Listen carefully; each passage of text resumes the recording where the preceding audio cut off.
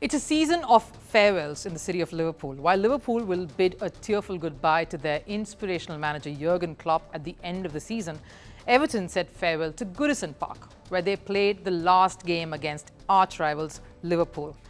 Everton will part ways with their home stadium at the end of this year, a stadium that has been their home for more than 130 years. It was their last Merseyside Derby at the stadium.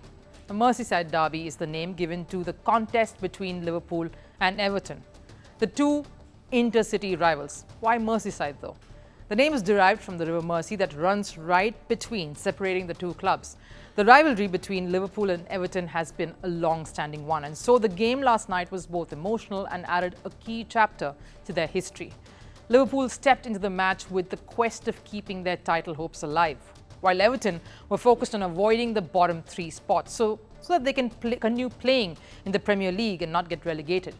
And their emotions combined with a spirited performance produced a magical display. Despite the odds stacked against them, Everton gave their fans much to cheer for, clinching a vital 2-0 victory over Jurgen Klopp's men. The victory not only lifted Everton's spirits but also dented Liverpool's chances in their pursuit of a glorious finish. No good thoughts at all. Very disappointed, frustrated, obviously. Had now obviously a few interviews, and I would say you can sum up.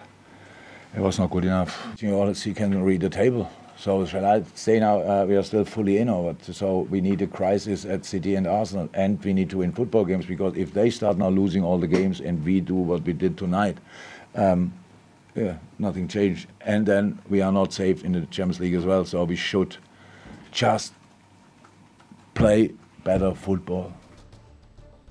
Klopp's dejected words sum up the tense situation Liverpool find themselves in after a loss against Everton that nobody was expecting.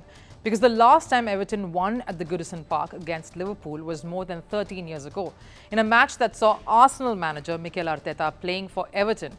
And by defeating Liverpool, Everton seems to have handed their former player a rather important gift, a gift that they will happily accept in the Premier League title race. Because with this loss, Arsenal will fancy their chances much more. But let's keep the emotions aside for a minute. This game came as a bit of a shocker. A 2-0 defeat for Liverpool was never on the cards, especially when they dominated the game with the ball. They had most possession and more shots on the target. And despite that, Liverpool weren't clinical enough. But that's how Liverpool's past 4 weeks have been. From the highs of the Carabao Cup win to defeats across competitions, and this one last night clearly has pegged them back in their ambitions to finish on top.